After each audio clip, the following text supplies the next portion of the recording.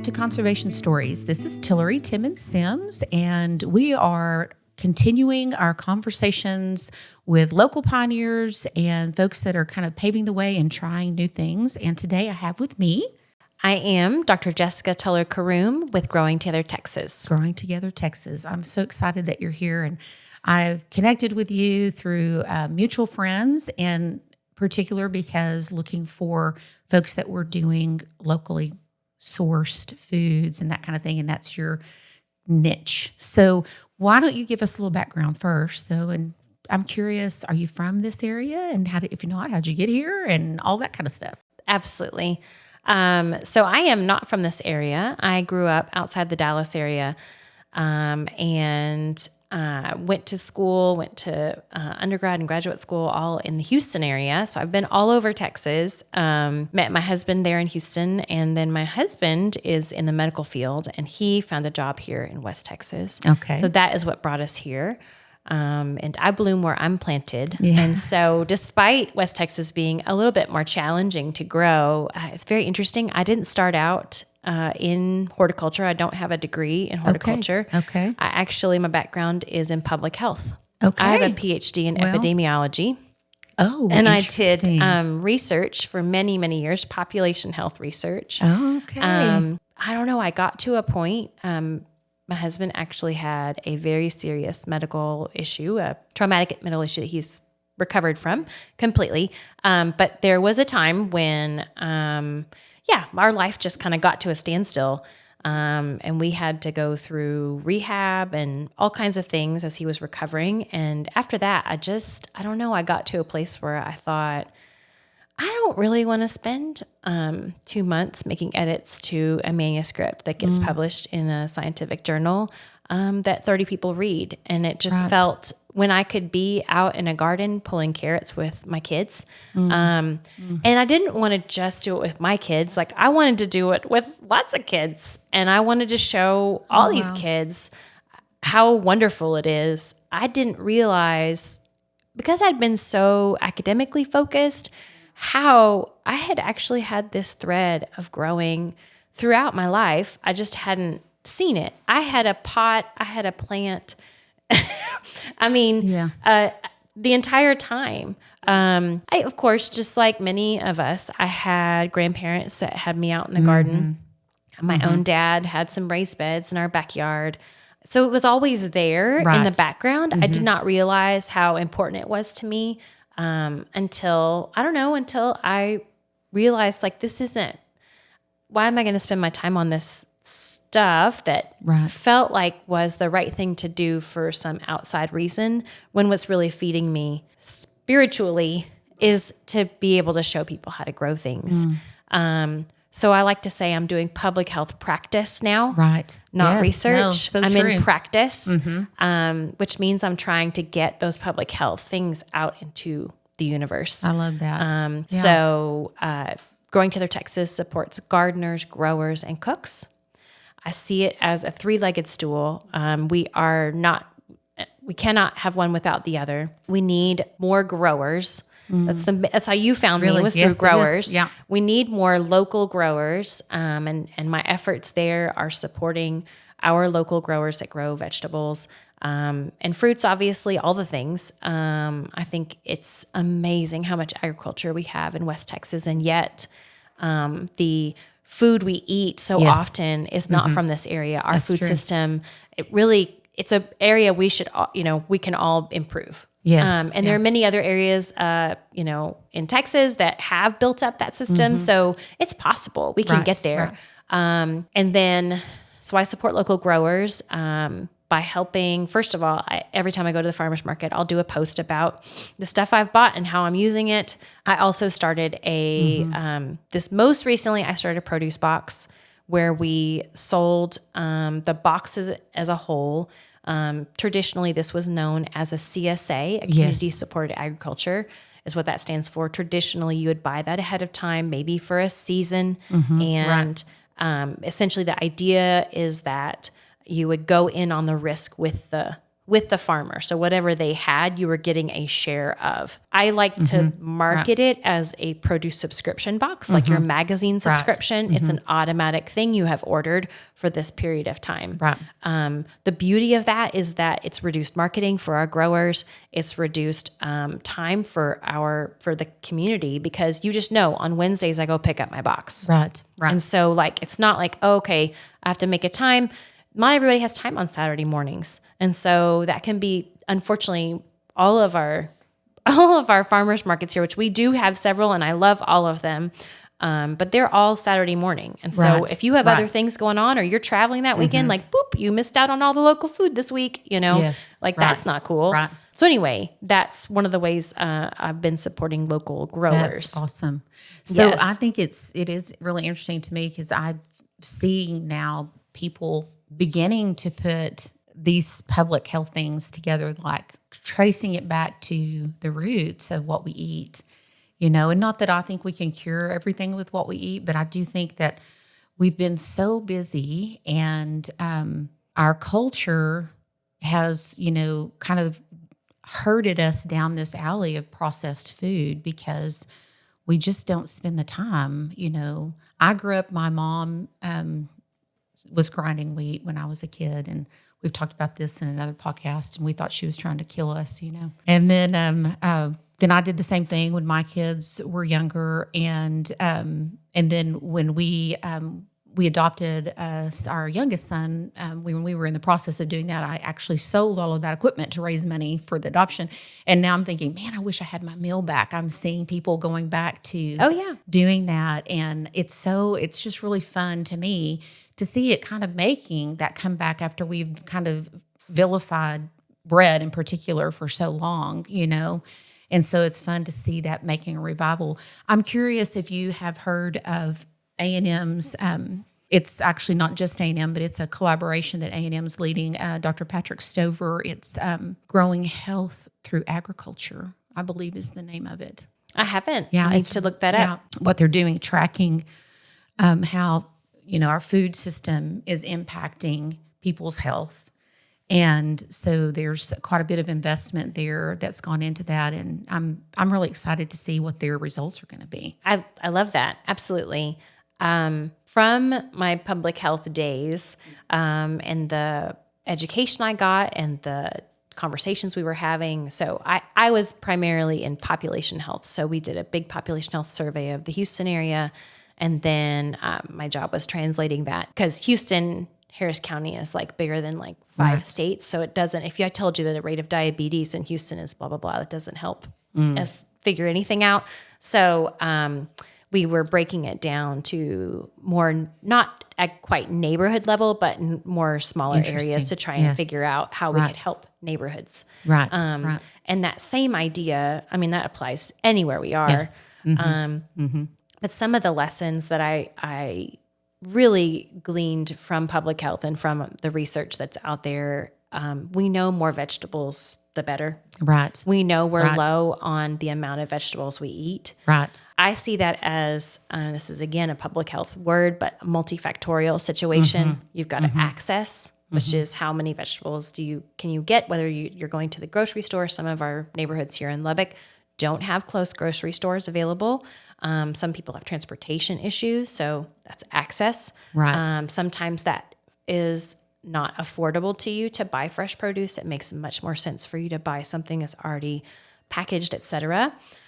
We have absolutely subsidized. We just have our packaged foods industries. We have absolutely created a catch-22 here where we do have some issues with our system encouraging those fast calories, those calorie dense things. And so anything I can do to try and lower that barrier to entry, try and make it just that much more accessible, whether that's a community garden. So I support, this is on the gardener side, I support several community gardens. One of them is on the east side at 19th and Avenue A. And that's the primary, most active one. That's the Roots Booker T. Washington Community Garden. There's also a community garden in the Guadalupe neighborhood. There's also a community garden at the heart of Lubbock, which is like Avenue X and 19th. And so that's another food desert. I mean, it's like 2 blocks behind the McDonald's and not close to any grocery stores. And so that gets you to, can I find fresh produce, right? And how can we encourage those spaces, those community spaces that create connection, but also access to that fresh produce? And then it doesn't do us any good to have that fresh produce if you don't know what to do with it. So that's the cook side. And so I've done many different areas of this, and there's other organizations that are coming alongside and working in the area. It's so exciting. So one of the things I did, especially actually we were earlier talking about COVID, during COVID, was I had a recipe bag that I would pre-purchase local produce, all things around a certain recipe, and seasonally I sold some. So I had one for sale and one for share. And so every time I had a sale, I then also gave away same one. Idea, because if I would like a meal kit, everybody could use a meal kit. And so that was a way of encouraging that fresh produce. And now that has translated to this produce box that we've been doing, and that's the for sale part. And then the for share is that I have a kids farmers market. And so I pre-purchase produce. I do a couple of these a year, 3 or 4, and I'll go to like Lubbock Impact, or I was at the Patterson Library this fall and give kids $5, a little fake $5 Monopoly money, and they get to pick out whatever produce they want. And I've been able to partner with the Sustainable Food Center. They are heavy into access, and they now have been expanding in our area. They're actually based out of Austin, but they have a division here and are now up to, I believe, 4 employees, which is really exciting. And so they will come alongside when I have a kids farmers market, and they'll talk about their programs that they support, which are Double Up Food Bucks. Which someone can use their SNAP card and purchase produce at the farmers market using their SNAP dollars that they would be using anywhere else, but this would be for fresh produce. And they will get up to $30 matched from that $30 they spent at the farmers market that they can then spend on fresh produce. So it lowers that cost, because the farmers market is more expensive than the grocery store. Sure. And P.S., like when you buy fresh produce, it does not last as much as when I go and buy, a bag of frozen peas. It just doesn't. Right. And so we do have a time crunch on using that up. Yes. Right. And so this is a nice way of kind of, again, lowering that barrier to entry, making these fresh and local produce more accessible. But I'll tell you, if you buy a bag of spinach at the farmer's market, it is going to last so much longer than your bag of spinach from the grocery store.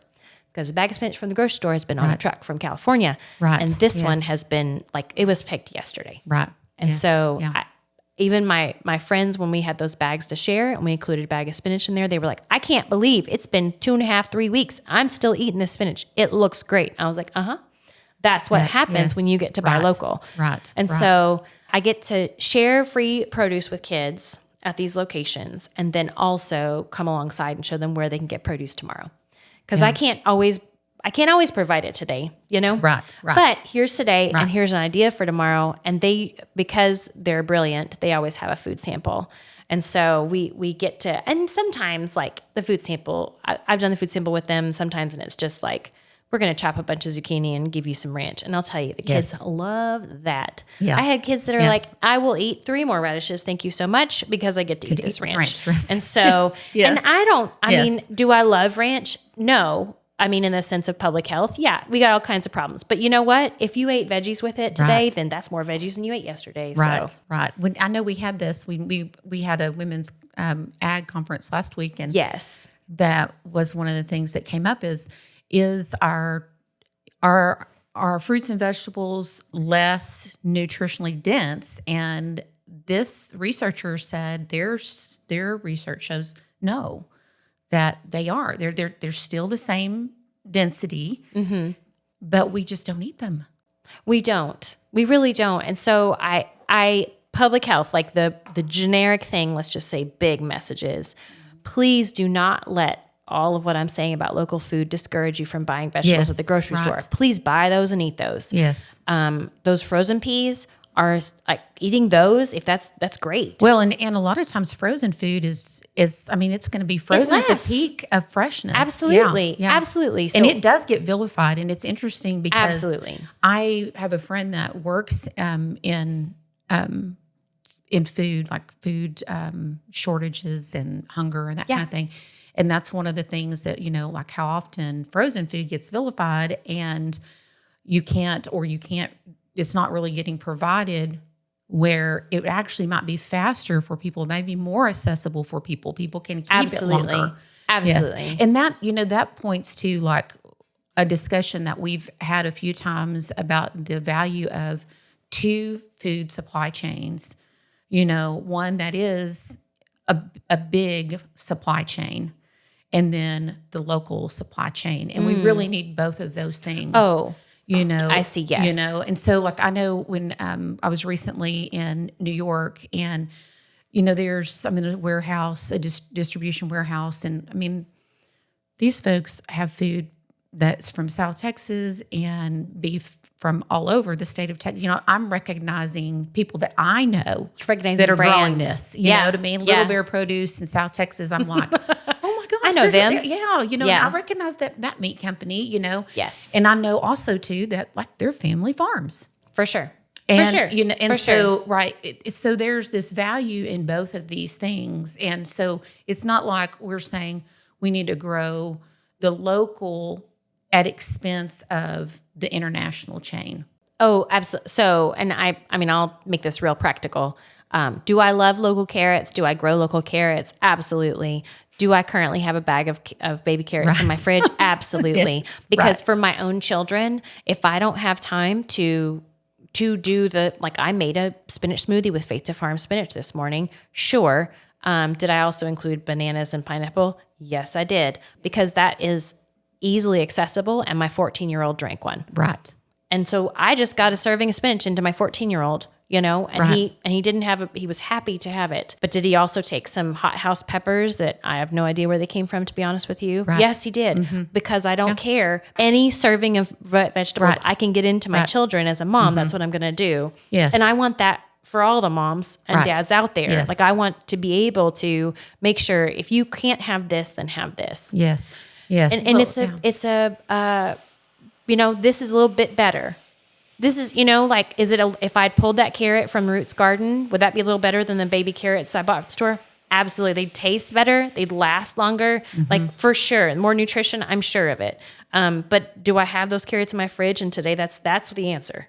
Right. Right. And so exactly. We just kind of got to a little bit easier, and there are so nobody many, needs to beat themselves up there's for so many food rules. Oh, and Oh my goodness. Anytime I hear a food rule, I'm like, oh, guys, don't make perfect the enemy of good. Yes. Let's just go for and can we get a little better? Yes, sure, but we don't have to throw it all out. Exactly. Yeah, and then you have this whole the mental health part that comes with if you put fear into everybody about what they put in their mouth. Yes. Then we're not going to be eating anything. Right. Right. Yeah, exactly. And just now we know how much the gut biome impacts your mental health. And, so that's just the stress of, I don't know what to eat anymore. Absolutely. It can get ridiculous. It really can. Yeah. But I think that the value of what you're doing goes beyond just the food factor, but putting kids' hands in the dirt, is extremely therapeutic. Oh gosh, absolutely. I cannot overstate my own personal excitement about getting more people growing, even if it's a pot on your balcony with some lettuce in it. I'm happy to have any level of that become accessible to someone. And so I actually have been blessed to be able to have a contract with Lubbock ISD to support some school gardens there. The multifactorial issue, right? Yes. So we've got access, we've got interest. There's another issue, like kids that see something growing and we literally either pull it out of the ground or tear off a leaf, they are so much more likely to try that.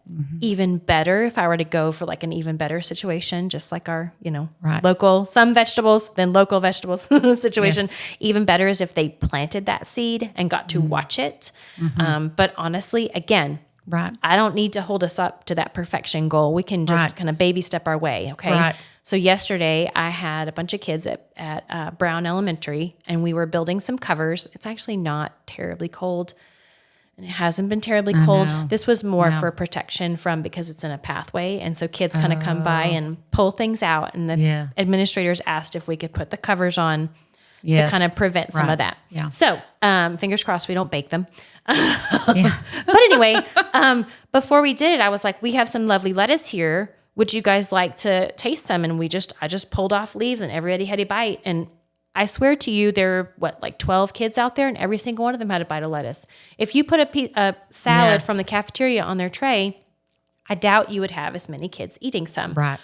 But now that they've tasted it, they're much more likely to recognize it in the grocery store. That goes back to that kids farmers market idea. Yes. They're much more likely to be okay with their parent or guardian, like saying, "Hey, I had a radish yesterday at school. Like, can we buy some radishes and I'll try those?" Like, they're much more likely to be interested, because they've seen it. Well, and once they have tasted what it's supposed to taste like, And I know I had a friend that used to tell me, she said, I'd rather my kids not eat a carrot that tastes bad just because I don't want them to think carrots taste bad, That's an interesting observation. And I hear you that sometimes I feel like I ruin my children on certain vegetables because they've tasted stuff that's so good that they refuse to eat anything else. Yes.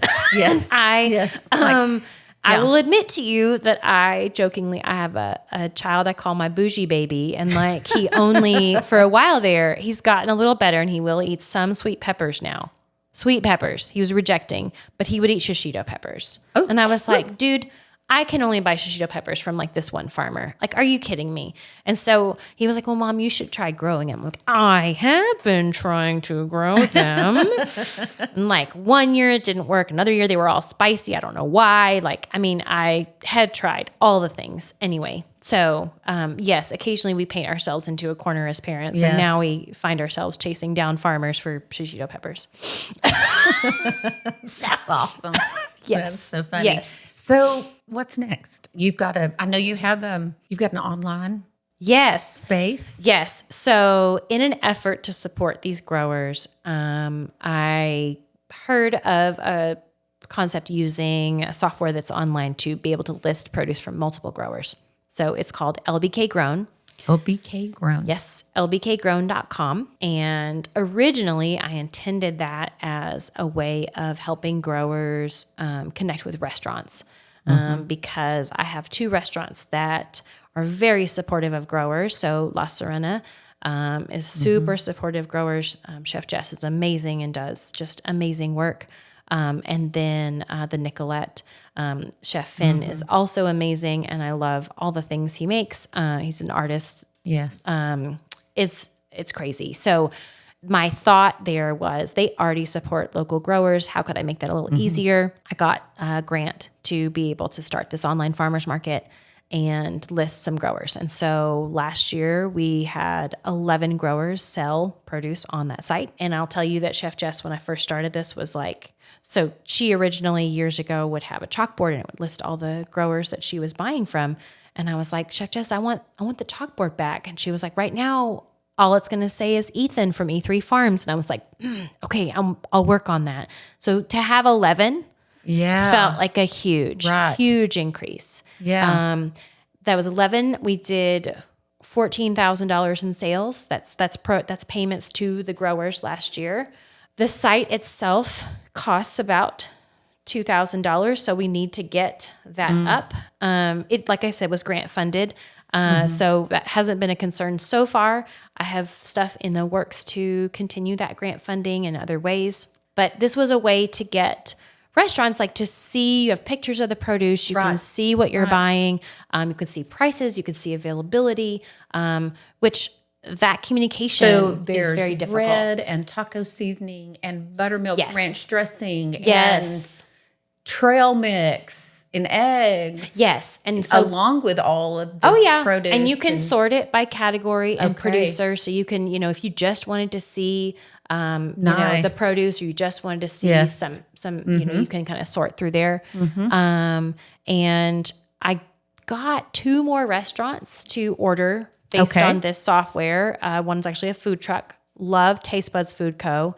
Taste Buds Food Co. And they are right now primarily at Good Line Beer. And Good Line is one of our supporters because they actually were a location for us to have our produce box pickup. Oh, nice. So that's our first non-farmer location where we partnered with a business. They have a cooler and we just one day a week, drop off all these boxes and people would come pick them up. And occasionally some would buy a beer. And so that helps Good Line out. That's great. So, so anyway, Taste Buds is amazing. And then our other restaurants, our 4th restaurant was Nashwell Coffee. Great. And so, they also make just delicious snacks and bites and coffee and tea and stuff. So yes, they do. I love going there. So I got those 4. I worked hard to get more restaurants, and there are other restaurants that buy local. I just couldn't get them to buy off the site. Okay. And there may be many reasons for that. It goes back to our behavioral health situation, right? I got behavior change that I've got to encourage someone. If I'm used to buying from Cisco, I already have a relationship with a grower. I'm not going to switch. So that's, I don't know. I hit a wall sometime last fall trying to get more restaurants, and I was like, okay, I give up. I've been trying. I've advertised. I've gone, cold calls. I've brought samples. I can't figure out how to kind of change behaviors that way. And one of the markets was shutting down, and the software people said, well, honestly, most people use this site for a CSA.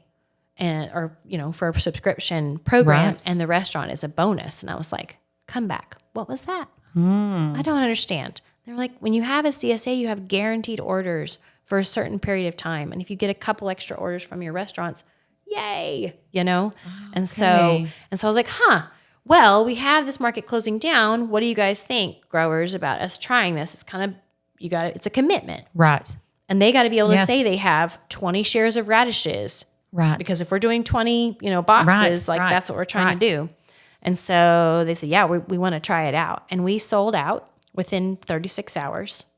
And we were able to, because some people do half shares, we did every other week as well. So we had 40 customers over that 10-week period that we sold, had 20 shares each by the end of the season, because some people had kind of gone, you could put things on hold and come back. So we ended up I think our last box was 32 shares, a little stretch.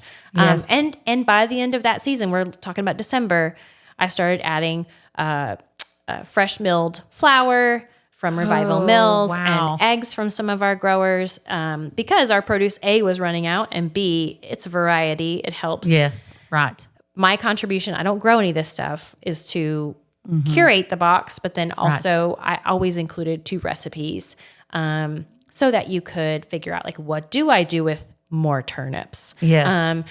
So anything new, I made sure we had a recipe for. That's great. Yes. Things that maybe you've had before, let's say you've had spaghetti squash, but maybe you've never cooked it yourself. I had a QR code that linked to a video, not my own video, don't really care, but a video to give you an idea of how to cook that. That's fabulous. So how many hours a week are you spending doing this?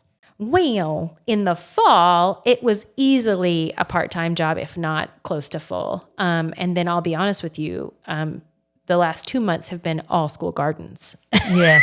And I haven't even touched that stuff. Right. And so I need to figure out how to switch those gears and be able to bring it back online. My growers, theoretically, I think I have one grower that's yes, I'm ready. Yeah. And we had 4 to start. Okay. And so part of me isn't 100% that we are ready. Yes. Just because you are ready. Because I have 2 other growers that are not it, not ready. Okay. Just, it's too much work. And they just haven't gotten the volume up. Okay. And part of what was awesome about, well, again, this goes back to like businesses and local food systems and how do we do, was in the summer often that produce is coming off. And the stuff that's ready on Monday is no longer looking super hot on Saturday. Right. And so a midweek option to shed some of that produce is really helpful. And that's where the boxes and the CSAs come in. When you're in the spring right now, especially a lot of our harvests are greens and roots. And that's going to be a one-time harvest. And then you got to wait 2 more weeks to be able to harvest again. So this midweek option is not quite there. Got you. And my farmers that sell at markets, like they are selling all of their stuff basically through the market. Through the market. And honestly, the price you're going to get at a farmer's market is a lot better. It's a lot better. Yeah. I try and I let the growers set their own prices on this website, and all the money has gone to them, and to the tune of I've actually even paid the credit card fees for now. But as we move forward, that's going to adjust. It needs to be sustainable. But as a box, especially at the box level, you're gonna, not everybody charges the same. You get to have these conversations about what should we charge. Right. With the market, I can get this much. Right. And then somebody else is like, if I ask my customers for that much, they would do it. They would murder me. You know, like that would never work out. They would go somewhere else, right? And so you have to find this happy medium, because I can't be paying everybody that price. The box can't afford it, that kind of thing. So we came to an agreement there would be an average, but sometimes like I just like the market's not going to hold that. And so anyway, so having a mixed producer box is a whole other animal. Right. Yeah. It's a whole other animal. Well, and it just shows the pain points, along this value chain, that there's really pain points at every section of the chain. Mm-hmm. Absolutely. So, because one reason restaurants may be like, well, if I switch to this now, what's going to happen if this person goes out of business? Oh, absolutely. Or now I have there's heard that. This. Yeah. I have heard that from and chefs. Or we've tried this before. I've heard and that then from left, chefs. So. Absolutely. Yeah. Absolutely. It is a risk. It is a risk for the chef to go in, is a risk for the grower to shift their produce that way. When I tell growers who are new to selling to restaurants, what should I price it at? I say, well, look, imagine if you're going to put it on the site, let's put it at a pound or 2 pounds of greens. You're not going to do a half pound that you would do at a market, because at a restaurant, I would hope that you would be using at least that much. Yes, right. Now, restaurants are notorious for being able to make the most out of the least amount of product. Yeah. That's why we go to restaurants. Yeah. And because they do amazing work. Right. Okay. So there's a trade-off there. Right. But if you're having to wash and package less, you can bring that price down a little bit. Right. Your per pound price. So that's what the trade-off is. Right. So when I do a produce box, it's back to that market size.